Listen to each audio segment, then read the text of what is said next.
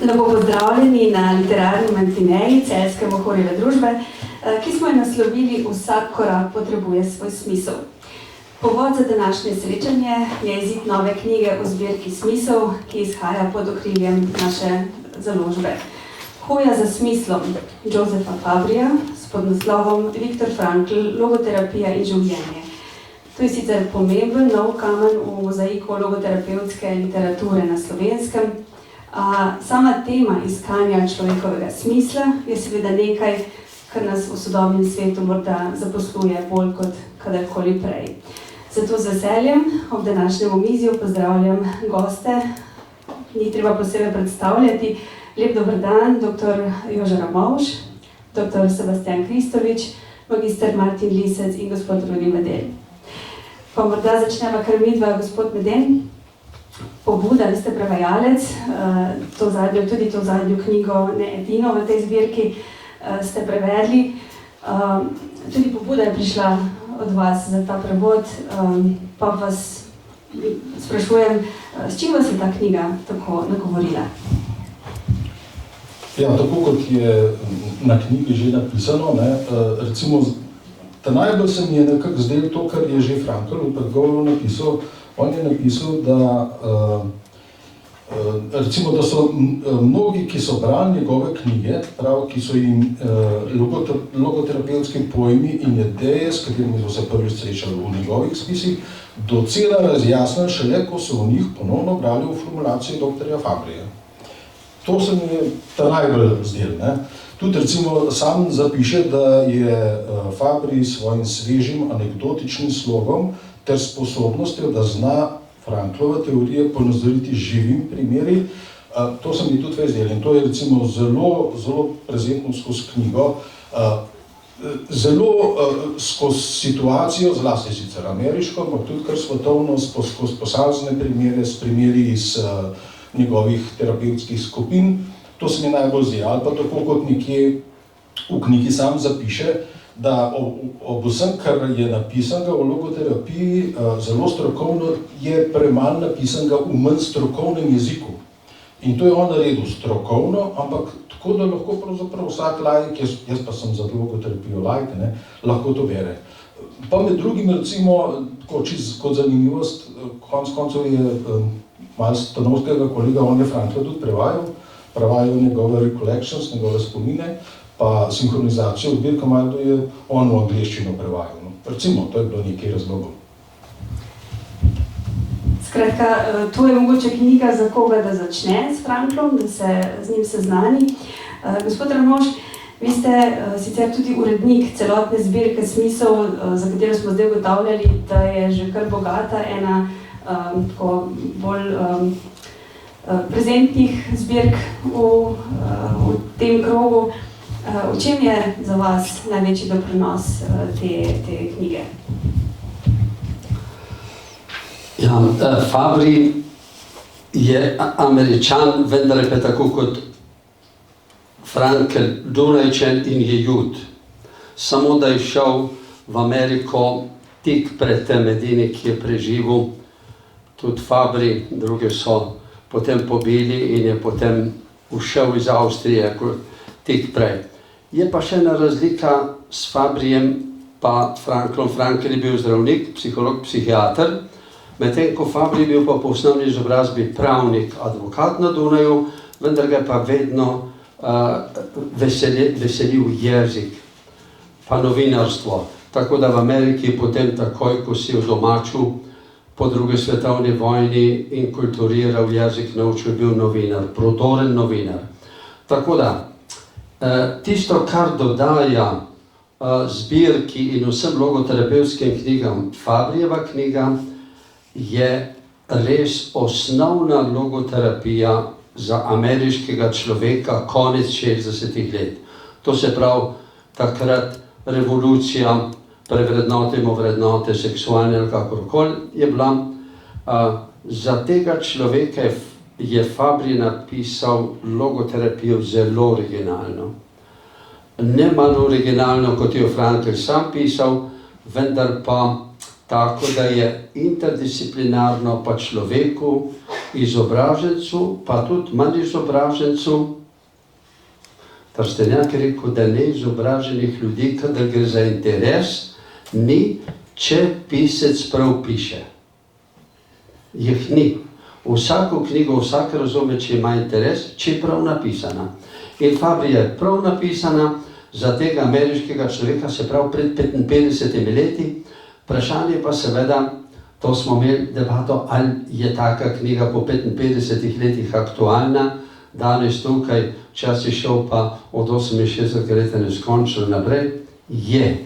Zato, ker ta miselnost prevrednotenja vseh vrednot, izkoreninjenosti, iz kulturnega izročila, iz vrednot, je pri nas danes v Evropi bolj živa, kot je bila 68 leta na Sorboni v Parizu, ker je bila revolucija, ali pa v Ameriki tisti čas, ki je bila zelo. Zato je aktualna. Jaz sem jo zelo vesel. Če sem pozabila omeniti, dopisali ste tudi spremno besedo v tej knjigi. Sicer poznamo to prispodobo o palčku na velikanovih ramenih, ki kljub svojemu skromnemu dodatku deležu vidi dlje. Kako gledate na Franklove naslednike, na te avtorje, ki Franklovo misel vsak po svoje opisujejo in poskušajo približati sodobnemu bralcu, gospod Kristovič? Ja, vidim jih tako, da imajo, da delajo, eni so že naredili, eni pa imajo veliko nalogo, da Franklovo misel prenesejo naprej in jo odkejo predvsem v svet znanosti in stroke. Mislim, da ravno tam najbolj manjka ta, bi rekel, svetovni nazor, recimo na področju zdravstva, na področju medicine, na področju socialne gerontologije, recimo potem dolgotrajna oskrba, paliativna oskrba, duhovnost v paliativni oskrbi. In mislim, da je pred nami ena taka pomembna naloga, ravno da v svet znanosti, torej visokega šolstva, v vse te humanistične družboslovne smeri, da se odkejo ta logoterapevtska spoznanja kot antropološka naravnava k razumevanju, spoznavanju človeka, ker mislim, da edino na ta način, če tako pogledamo, logoterapija v mnogih ozirih ni nekaj novega. Mene Viktor Frankl večkrat spominja na Ignacija Loyolskega, ki ni naredil nekaj kot novega, ampak je pobral tisto smetano. Jaz mislim, da brez teh spoznanj, ki jih prinaša predvsem eksistencialna analiza, ni možno v polnosti zagotoviti človekovega dostojanstva in človekovih pravic. In jaz mislim, da je prva naloga vseh teh vej v znanosti in stroki, od zdravstva, da sploh ne omenjam vzgoje izobraževanja, v prvi vrsti zagotovitev človekovega dostojanstva in celovitega razvoja. Sam se veliko ukvarjam z vzgojo izobraževanjem in mi smo na ta spoznanja, ki jih eksistencialna analiza, logoterapija ali pa logoteorija ali pa logofilozofija, kakorkoli že imenujemo, mi smo jih povsem zanemarili. Mi smo zreducirali vse na neko meritokracijo. Mi razvijamo samo kognitivne razumske sposobnosti. Pozabili pa smo, da je ena temeljnih nalog vzgoje in izobraževalnega sistema in vzgoje celovito razvijanje otrokove osebnosti. Človek je vendarle telesno, duševno in duhovno bitje. In to je Frankl bil med prvimi ali pa prvi na tej znanstveni strokovni ravni, ki je o tem začel resno govoriti, zdravnik in duša je temeljno delo, da vendar treba človeka upoštevati in delati z njim kot telesno, duševno in duhovno bitje. Mi smo pa vse zreducirali samo kot na nek mehanicistični ustroj, če pa govorimo o vzgojnem izobraževalnem sistemu, pa kot neko kognitivno razumsko bitje. Vse ostalo pa smo pozabili. Zato pravzaprav ne čudi, da še ni več težav, kot jih je dan danes. Toliko mogoče na kratko. Skratka, ta zbirka in vsaka od teh knjig postaja vedno bolj aktualna, ne glede na leto in čas izida. Gospod Lisec, vi pa se ukvarjate predvsem kot logoterapevt, pridete na sceno takrat, ko so že težave. Skratka, kaj vam predstavlja logoterapija kot sredstvo pomoči človeku? Hvala lepa. Jaz bi se globoko strinjal z vsem tem, kar so kolegi rekli. In jaz prav mislim, da je res ta celosten pogled na človeka, ta večdimenzionalnost, predvsem poudarjanje te duhovne dimenzije človeka nekaj, kar daje danes en pomemben odgovor na stiske sodobnega človeka. Zdaj, res je, jaz se ne srečujem z logoterapijo kot znanstvenik, jaz se z logoterapijo srečujem kot psihoterapeut, to pomeni z osebami, ki se znajdejo na takih ali na drugačnih križpotih življenja. In prav ta poudarek na to duhovno dimenzijo, torej na ta potencial, ki ga ima človek v sebi, na to sposobnost samopreseganja, na to sposobnost videti globlje, videti dlje, videti več, kar Frankl zelo močno poudarja v tej svoji logoterapiji, se mi zdi seveda nekaj, kar v tem konceptu svobode danes seveda pomaga ljudem, da tudi odgovorno prevzemajo, oziroma da prevzemajo odgovornost tudi za svoje življenje. Zdaj dajem velikokrat terapeutom, torej kot del procesa terapije, tudi branje, priporočam branje logoterapevtskih knjig.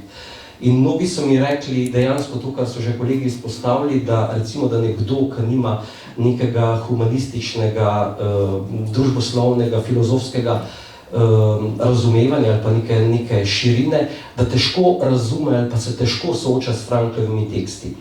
Tako da se mi zdi res dragocena ta knjiga, tako kakor tudi recimo literatura oziroma vse knjige od Elizabeth Lucas, ki tudi na nekako veliko bolj razumljiv način ali pa mnogokrat na veliko bolj razumljiv način posreduje to Franklovo misel.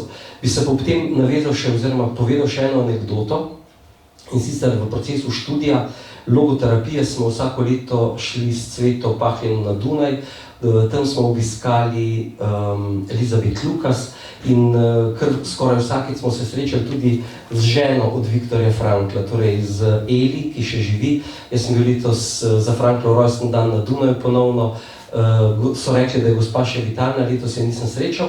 No in ko smo bili v Franklovem Viktor Centrum, torej v muzeju, in je tam Franklova dnevna soba, oziroma delovna soba, pa tista komoda, kjer je počival, in pa pisalni stroj. Smo vprašali ženo Eli, smo rekli, a na ta pisalni stroj pa Frankl pisal knjigo? Pa je Eli rekla, knjige, pa je rekla Eli, ne, ni jih pisal on, ampak jaz sem jih pisala. Rekel, kako ste jih vi pisali? Pravi, on je narekoval, profesor iz Starega Kova, hodil po sobi, narekoval, pravi, jaz sem zapisovala in vsakič, ko je bilo kaj takega, da jaz nisem razumela, sem rekla, Viktor, povej drugače, ker če bom jaz razumela, bodo razumeli tudi vsi. In jaz mislim, da je to ena taka dobra, po eni strani eno krasno sodelovanje moža in žene, po drugi strani pa verjetno tudi ključ taki popularnosti Franklovih del, ki sodi med, mislim, da 10 najbolj izdajenih in prevajanih avtorjev 20. stoletja. Skratka, res veliko ljudi je prispevalo to, da imamo danes Franklovo misel tako razširjeno po vsem svetu. In zadnjič mi je nekdo rekel, da kako smo Slovenci lahko veseli, da imamo takšen nabor že preveden v slovenščino, ker recimo na Hrvaškem ni takšne izbire, recimo v tej literaturi že prevedene. Gospod Meden, vi pravite, da sicer niste logoterapeut, ampak po vsem, kar ste prevedli, pa vam je verjetno ta misel zelo blizu. Kako je prevajati iz tega izvirnika v slovenščino, glede na po svoje zdaj je že lažje, ker besednjak že stoji, je že odomačen, ampak verjetno je to bil kar proces, ki je zahteval veliko usklajevanja in tudi razmišljanja izven nekih okvirov. Ja, kar, moram reči, na začetku je bilo treba kar noter prideti. Zdaj imam občutek, da sem majčkeno bolj doma. Je tudi precejšnja razlika med Franklom in Fabrijem. Fabri je zelo tekoč. Nič kaj posebnega, pa tudi res, ko ste rekli, besednjak se je ustalil, strokovne izrazije je dosti izdelano.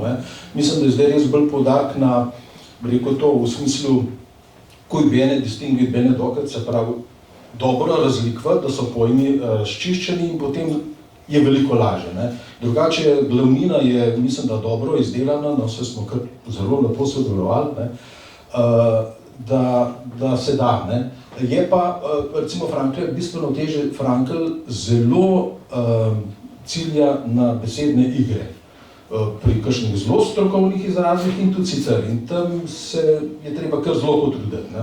Tukaj moram reči, pa je bilo vendarle nekoliko lažje. Ne. Gospod Trmovš, glede na to usklajevanje je verjetno zelo dobro teklo, tako da to je en velik doprinos, da je zbirka zdaj takšna, kot je. Glede na to, da ste urednik celotne zbirke, kako vi gledate na to popolnjevanje, da to širjenje te police in tega, kaj bi še bilo dobro, da se na to polico zloži v prihodnje?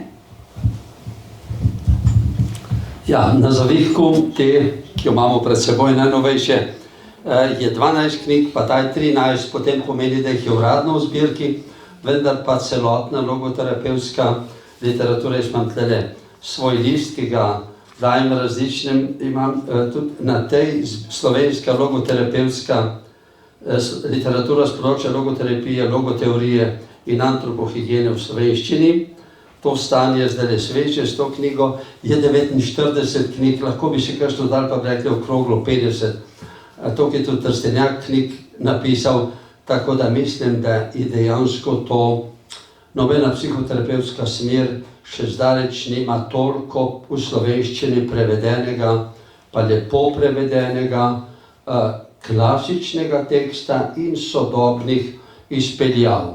Tistih, ki zdaj ne pišejo, pišemo v tujini in doma, prav tako kot tiste knjige, ki so nastajale pred 70-80 leti, imamo. Pa vsaka knjiga je posodobljena, ne v smislu, da bi bil kdo popravljal original, tako kot je zadnjič išel, ampak za spremno študijo v današnji prostor in čas. To je tudi eno zadeva. Rekel bi pa pri zbirki, tej veliki zbirki, to, kar je bilo že zdaj poudarjeno, drugi, kar ste rekli, logoteorija, se pravi pogled na človeka, Franklov, celosten, je v osnovi uporaben za človekovo orientacijo. Kako ne usmerjam svojo življenjsko pot, svojo hojo za samim sabo, hojo za človekom, da bom od spočetja do smrti, dobro, spočetja človek ne ve, ampak vsaj recimo od pubertete do smrti šel tisto pot, ki je, kot je Kocbek rekel, zaželjena in možna. Zaželjena in možna, smiselna, rečemo v logoterapiji. Tako da, cel ta repertoar logoterapevtskih spoznanj od Frankla pa do danes, pa tudi metodike, je uporaben, to, kar Sebastian vedno poudarja, pa je to bolj njegovo za vzgojo, za samovzgojo, za oblikovanje. Mi temu rečemo antropohigiena.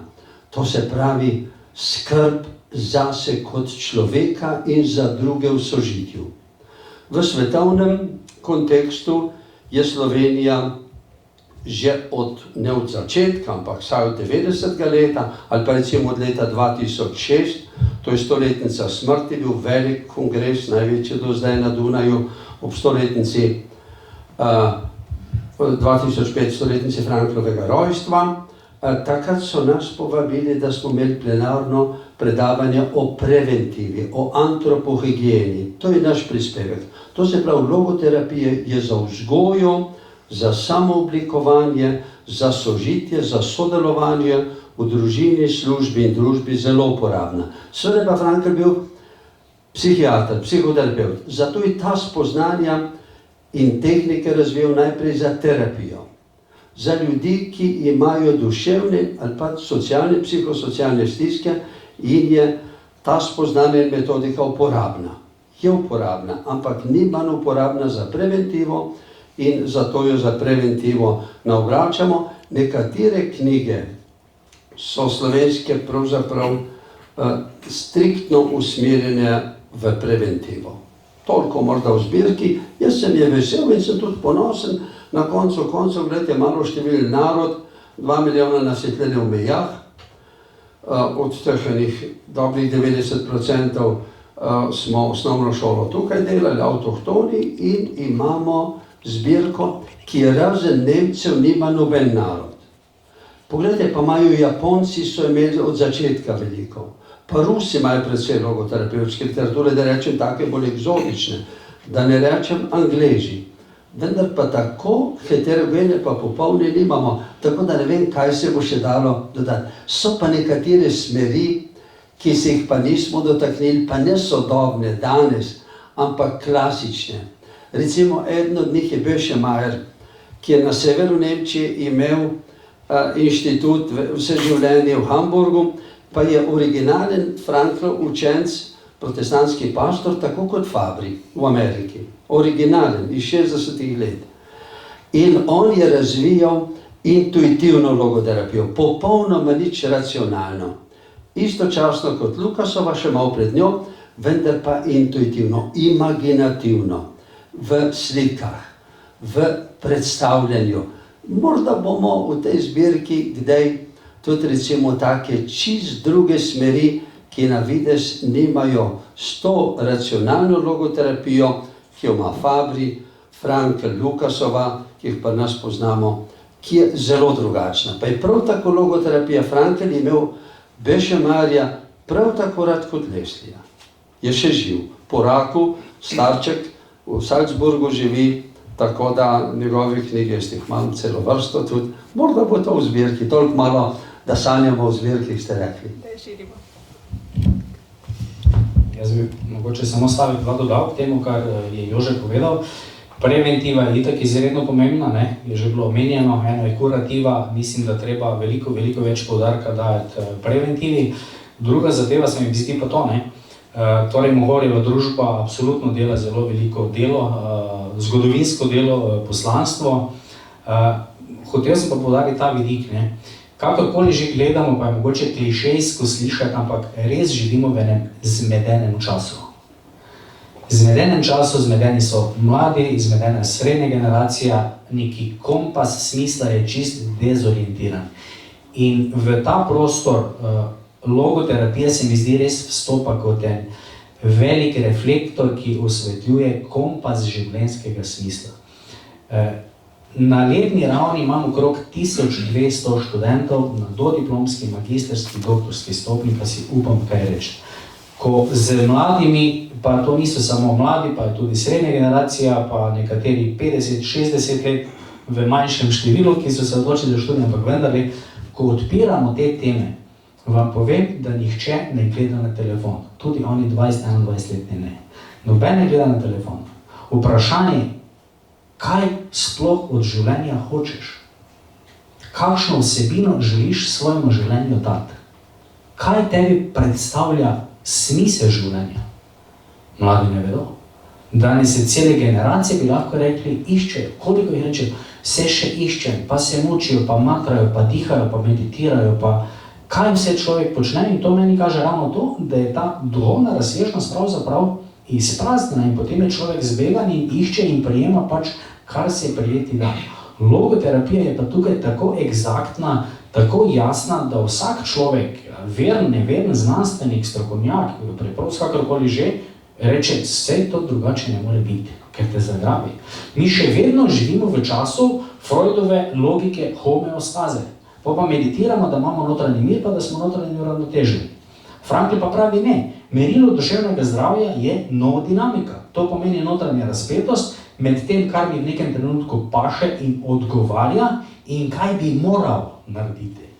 Mi imamo v življenju skozi neke vrednote, me vlečejo in kličejo, čemur sem klican na odgovor. Tam vidi profesor Kovačar, ki zelo dobro pozna Emanuela Levinasa, ne? Človek je tujec drugega, ne? Tudi mi smo pravzaprav tujec suženj, ne? Tudi mi smo pravzaprav narekovajo sužnji smisla v narekovajo, kjer nas nenehoma kliče v ta odgovornost. Življenje nam daje vprašanja, naloge, izzive, mi pa na to odgovarjamo.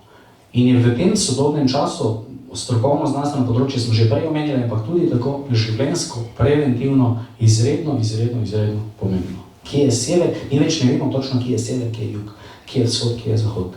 Kaj je v življenju prav in kaj ni prav. Kaj se obnese in kaj se ne obnese. Jaz mislim, da tu logoterapija zapolnjuje par excellence ravno ta prostor in bi še res enkrat čestital Mohorjevi, da čuti to poslanstvo in ga tudi izpolnjuje.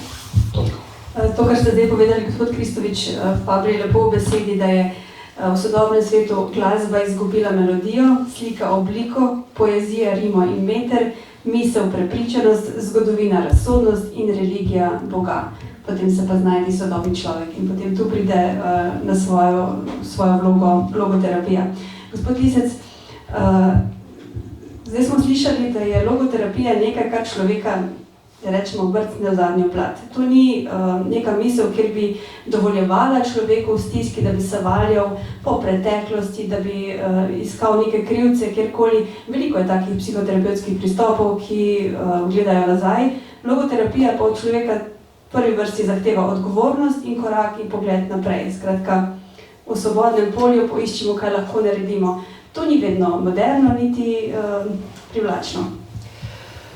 Res je, ni vedno moderno, ni vedno privlačno in jaz mislim tudi, da, oziroma upam, da bo tudi v teh letih, desetletjih v času, ki prihaja, da bo tudi torej ta terapevtski vidik logoterapije pridobil na veljavi v tem našem javnem prostoru. Tako kot je bilo rečeno, zelo je afirmirana torej, ne vem, psihoanaliza kot terapevtska smer, kot način, kako se soočati s težavami in tako naprej. Ravno to, kar pravite, ne? Jaz velikokrat rečem klientom na seansah, na teh naših terapevtskih srečanjih, ravno to, ne, ko govorijo o preteklosti, ko govorijo o stvareh, ki so jih prizadeli in ki so jih objektivno prizadele. Ne? Jaz velikokrat rečem to, seveda, v čem je zdaj razlika med psihoanalizo in pa med logoterapijo. Ne? Kavč je tukaj, kavč je tam, oziroma fotelj je tukaj, fotelj je tam. Ampak pri psihoanalizi, če govorimo simbolično, se velikokrat zgodi ravno to, da govorimo o preteklosti, ali pa da govorijo o preteklosti, da govorijo o travmah, da govorijo o bolečinah, kako razrešiti to skozi razmislek, skozi pogovor in tako naprej. Pri logoterapiji pa rečemo seveda drugače.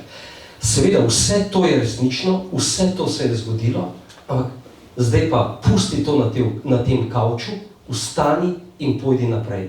Ne, to, kljub vsemu reči življenju da, oziroma ravno zaradi tega reči življenju da. In jaz mislim, da tukaj noter, prav v tej šprani, ne, te osebne odgovornosti, v tej šprani, ko se ne moramo sklicevati ali pa zgovarjati na take ali na drugačne stvari, ki so seveda se lahko tudi zgodile ali pa se dogajajo v življenju.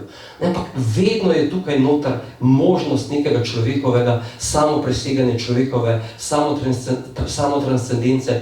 In mislim, da je prav to neko tisto, oziroma to tista pomembna točka, kjer začnejo ljudje, mnogi odkrivati ta svoj duhovni potencial, to specifičnost, o kateri smo pa danes tudi že govorili.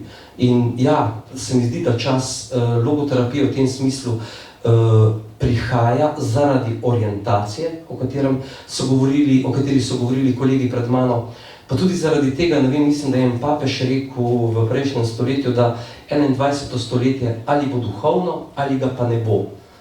In prav ta antropološki koncept duhovnosti, kakor ga razvija Frankl, oziroma ga je razvil Frankl, se mi zdi, da je lahko en pomemben in globok odgovor na vsa ta vprašanja sodobnega človeka in na to dezorientacijo. Ker gledajte, če pogledamo, kaj se dogaja v zadnjih 2 letih, v zadnjem letu, v zadnjih mesecih, stvari, ki se jih verjetno nihče izmed nas ni realno predstavljal, da se lahko ponovno zgodijo.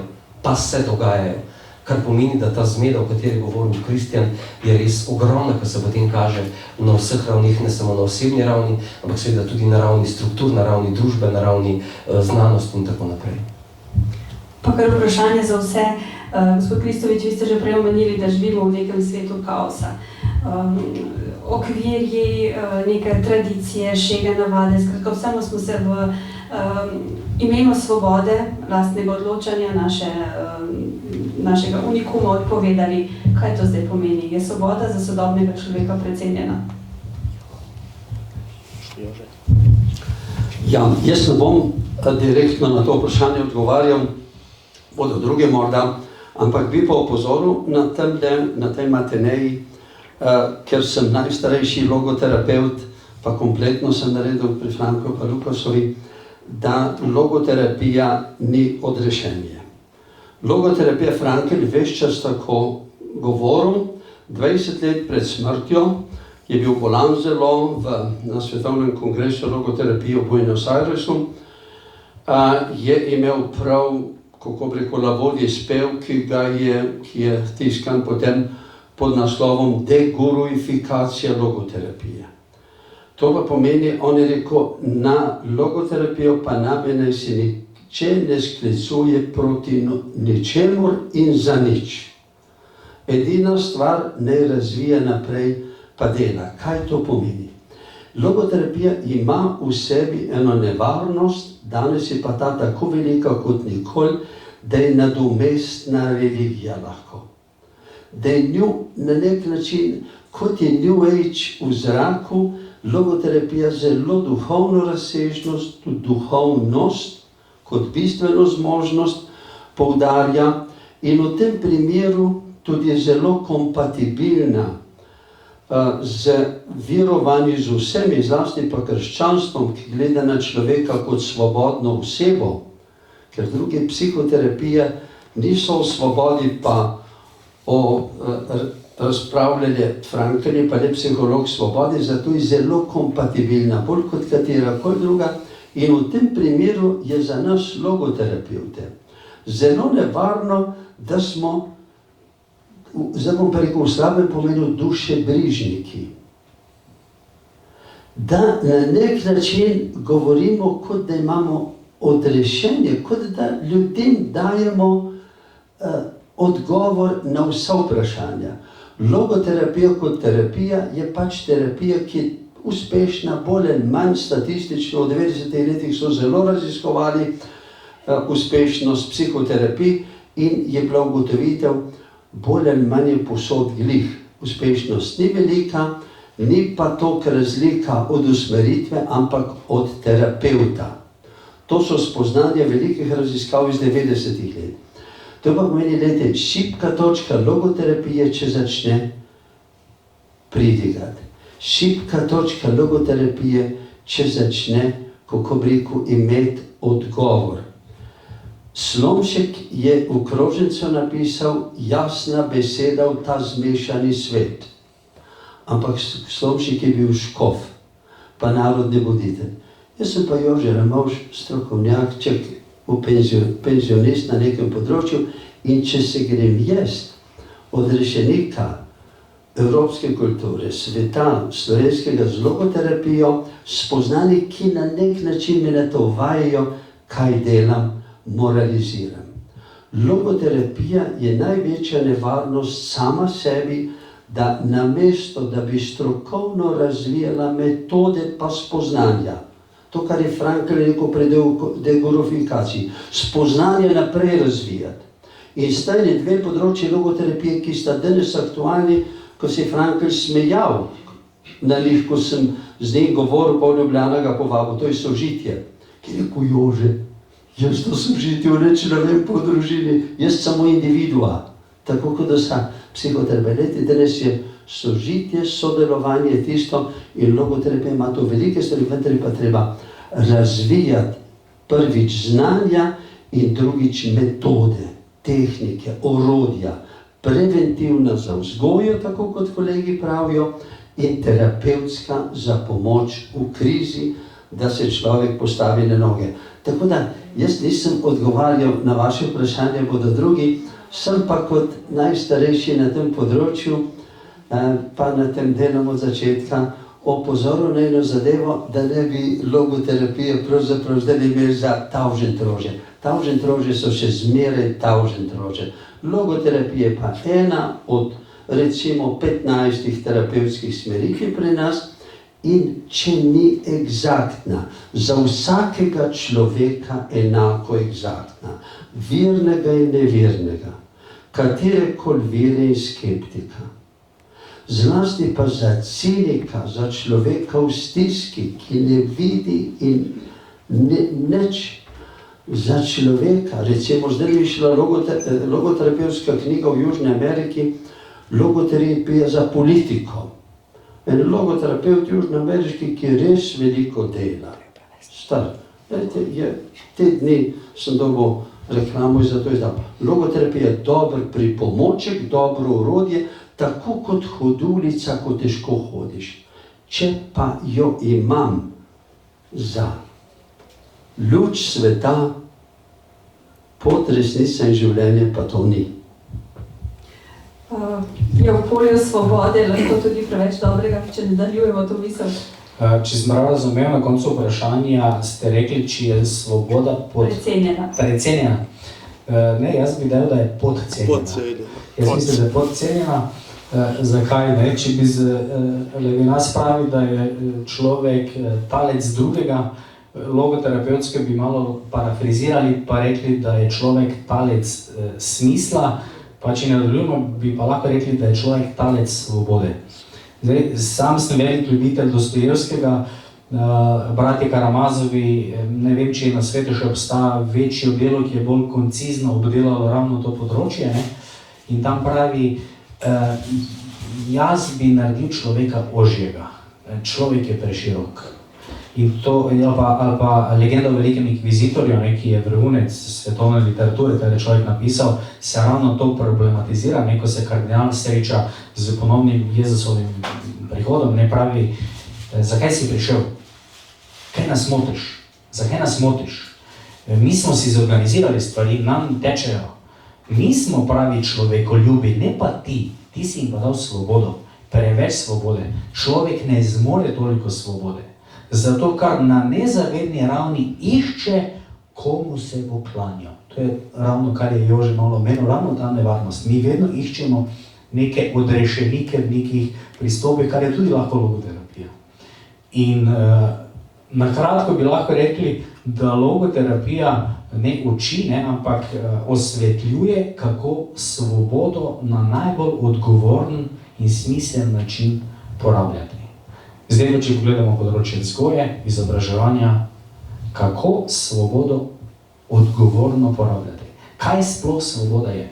Na besedi svoboda, o tem bi lahko imeli 3-dnevni kongres, so si lomili zobe, filozofi, misleci vseh stoletij. Tudi Freud, recimo, to je preizkusni kamen, kjer se zadeve lomijo. Frankl je znal za to svobodo narediti. Tako da svoboda je tukaj pravzaprav podcenjena. Po eni strani je res, kar ste rekli, na neki način živimo v obdobju, kar se je začelo tam z 16. stoletjem, z novo dobo, vrh v racionalizmu, ampak še vedno to odmeva, tudi v cerkvi. Pretrganje z preteklostjo. Danes mladih ne zanima babica in dedek, pa oče. Mi nima kaj zapovedati. Jaz že vem, kaj je prav. Torej ta pamet. Jaz že vem, kaj je prav. Meni že ne bo nišče. Mi, če bi bili pametni, bi se zahakljali na modrost starejših. Zato recimo, če verjamo pravljice, pravljice so resnične, ker so nosilke velikih življenjskih resnic in modrosti. Tudi logoterapija je v tem kontekstu pravzaprav. Ampak mi smo na nek modrost življenja, ali pa angleško bi rekli art of life. Ars vive, umetnost življenja, mi smo pozabili, ampak tako je nastala filozofija. Ljubezen do modrosti, ampak v tem ne miselnih, racionalnih akrobacijah, ampak kako živeti.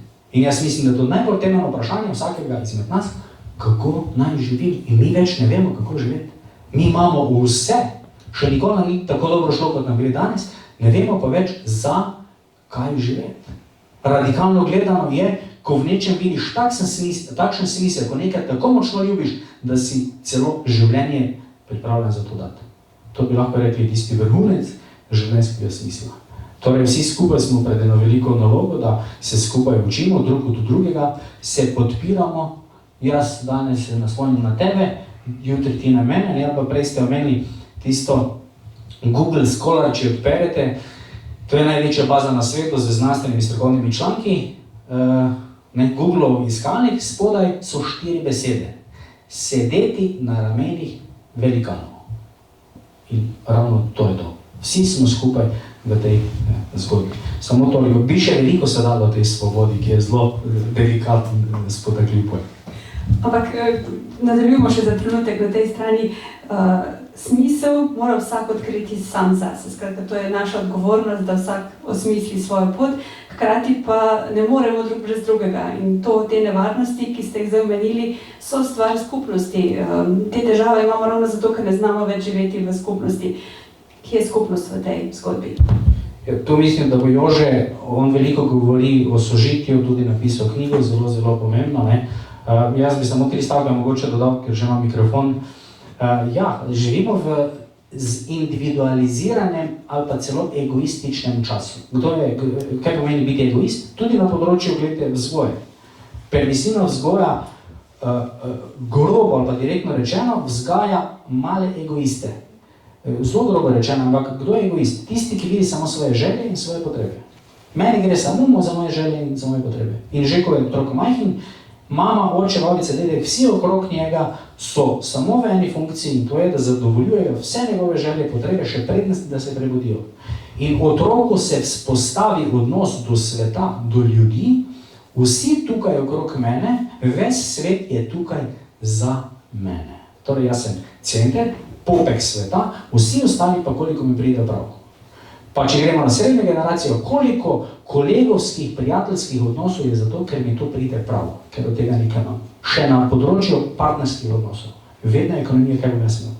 Ljubezen pa ravno kontra. Ljubezen pa je dati drugemu prednost. Postaviti drugega na prvo mesto. Torej, v mojem življenju je moja žena na prvem mestu, ne jaz, žena pa je v službi tega. In to je skoraj bogokletno danes govoriti, to čudno zveni. Tudi včasih tako ljudje kar malo, to pa je čudno, kaj te govorim, ampak ravno v tem je ta osvoboditi, torej kako živeti skupaj v tem sožitju. Ja, knjiga ima naslov Hoja za smislom. Isto leto, ko je šel original, 68. leta, je Mohorjeva družba izdala Trstenjakovo knjigo Hoja za človekom. To je zanimivo. In tudi v tem smo ljudje v hoji za samim sabo, za človekom, se pravi pri iskanju ravnotežja med osebnostjo, individualno osebnostjo, med svobodo, osebno odgovornostjo, med individuum in skupnostjo. In to ravnotežje pravzaprav se vzpostavlja pred našimi očmi prvič v zgodovini. Veste, tradicija je poznala skupnost. Posameznik je bil utopljen vanjo, razen če je bil cesar ali pa škof ali kakorkoli že. Sodobni svet, 20. stoletje, ki to razvija, 19. je začelo, 20. je prišlo na višek, zdaj pa je v vsakdanjem življenju, potrošniškem, to je samo jaz, individuum kot ego. To, kar si ti, Sebastian, tako povedal. Človek je nihajoče bitje, je rekel Trstenjak vedno, ki niha iz ene skrajnosti v drugo, potem pa najde na tistem področju ravnotežje, je pa že nova naloga in niha v nečem drugem. Zdaj nihamo med živalsko farmo, med diktaturami 20. stoletja in med masovno družbo potrošništvo. Tukaj je samo videz svobode, v resnici so pa samo želje, kot umetne škodljive potrebe. In to se pravi, istočasno imamo v potrošništvu zmes individualizma in mase, kot je ni bilo nikoli morda. Glejte, tako da tukaj logoterapija daje precej jasno besedo, da individuum je sveta stvar. Svoboda je samo osebna, odgovornost je samo osebna, vendar pa sam se ne morem ne roditi, sam se ne morem celo, saj jaz nimam las dovolj, dvigniti za lase, da bi se dvignil za 5 cm tal. Pa tudi tisti, ki imate velike pa lepe lasje, probajte, pa ne bo šlo, edin bolelo vas bo, a ne? To se pravi, z drugimi v sožitju in sodelovanju smo usojeni na življenje in smrt, rojstvo in oskrba in vse vmes. To ravnotežje iščemo. Logoterapija, antropohigiena, preventivna, vzgojna, je dober nastavek, da tukaj razvijamo spoznanja in metode, da sodobnemu človeku pomagamo iskati to ravnotežje. To je moje mnenje glede tega. ko smo ravno pri skupnosti, pa nadaljujemo še malo to smer. V Sloveniji se tako kot tale naša zbirka širi tudi skupnost logoterapevtov, vedno več je izobraženih ljudi na tem področju in pred dnevi je bil v Celju tudi 7. logoterapevtski simpozij. Gospod Lisec, vi ste tudi predsednik društva Logos, pa mogoče par besed o ženski, ki je bil tokrat simpozij posvečen in o tem, kako se ta misel širi v tej skupnosti. Torej simpozij je bil posvečen pokojni dr. Cveti Pahlina, sošolka, tvoja sošolka Jože, pri Elizabeth Lucas. 15 let poznaje. 15 let poznaje, skratka. Tudi Cveta je študirala logoterapijo pri Elizabeth Lucas in leta 2010 začela z edukacijo logoterapije v Sloveniji. Zdaj, Cveta je bila doma z Raba, celo svoje profesionalno življenje je pa preživela tako kot tudi njen mož, ki je bil iz Zagreba, tudi zdravnik v Sloveniji in ko je prišla ona z Raba, je bil zanjo kulturni šok, torej ta samomorilnost Slovencev, ona tega preprosto ni poznala in je bila med prvimi, oziroma je ustanoviteljica prvega telefona za klic o duševni stiski v Sloveniji leta 86, mislim, torej sopotnik. Skratka, Cveta je bila neka oseba, ki je imela zelo velik čut za človeka, za pomoč človeku. No in ko menjamo to logoterapevtsko skupnost od leta 2010 je vodila edukacijo, čez 100 logoterapevtov oziroma študentov, ki so zaključili študij, je išlo iz te njene šole, ampak zdaj bolj kot o tej skupnosti, samo teh logoterapevtov, mislim, da je logoterapevtska skupnost v Sloveniji bistveno širša. Da ima tukaj seveda ogromne zasluge gospod Jože Ramovš, gospod Trstenjak in da imamo res kot Slovenci prav srečo, da je bila ta tesna navezava med Trstenjakom, med Franklom, da smo kot narod res lahko že od samih začetkov ali pa zelo zgodaj iz prve roke spremljali to misel, potem seveda to veliko poslanstvo Celjske Mohorjeve, ta prvi val prevajanja v 80-ih letih in tako naprej, potem Sebastijanovo delo na univerzi, torej na univerzitetnem nivoju. Skratka, jaz mislim, da je dobro, da imamo to zavest in tudi, kot je bilo danes poudarjeno, te logoterapevtske skupnosti, predvsem v smislu nudenja nekih metod, nekih načinov za refleksijo, za autorefleksijo, za nas same in pa seveda tudi za druge, kako tukaj in sedaj pač odkrivati te niti smisla, kako stopati za smislom, za svojim smislom, kako odkrivati vse tisto, kar nam je dano nekje v naši globini, vendar kar moramo vedno znova v vseh novih okoliščinah odkrivati. Smo pa izdali, mogoče samo še en stavek, ob tem tudi knjigo torej spomin tako nas študentov, kakor prostovoljcev na zaupnem telefonu, kakor udeležencev duhovnih taborov, torej duhovni tabor Žička Rast v Kartuziji Žiče. In naslov smo pa dali tej knjigi Živeti. Živeti je smisel človeka, en Kosovelov vers, ki se mi zdi, da lepo ponazarja tudi ta življenjski lok pokojne Cvete Pahline. Bojo pa knjige tudi v prodaji v Celjski Mohorjevi.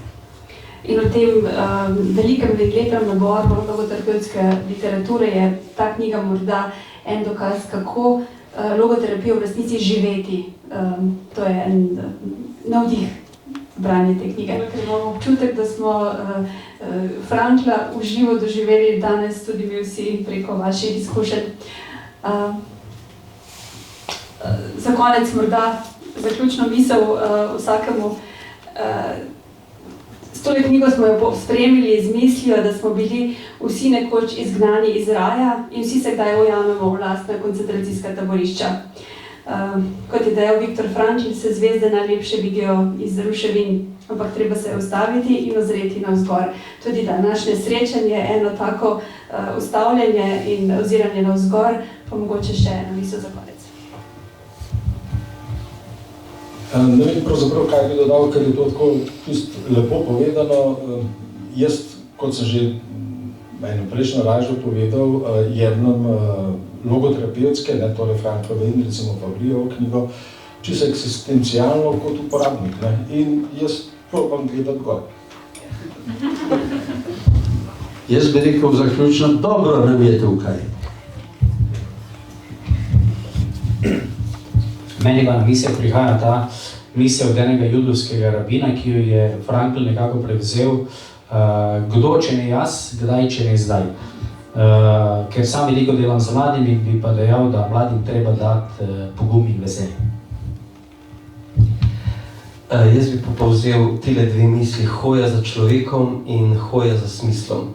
Frankl pravi, naše življenje se konča z zadnjim dihom, kar pomeni, naloge so pred nami, življenje je živo. Takole, spoštovani gostje, magister Martin Lisec, dr. Sebastian Kristovič, dr. Jože Ramovš in gospod Rudi Meden, najlepša hvala za tole čudovito druženje.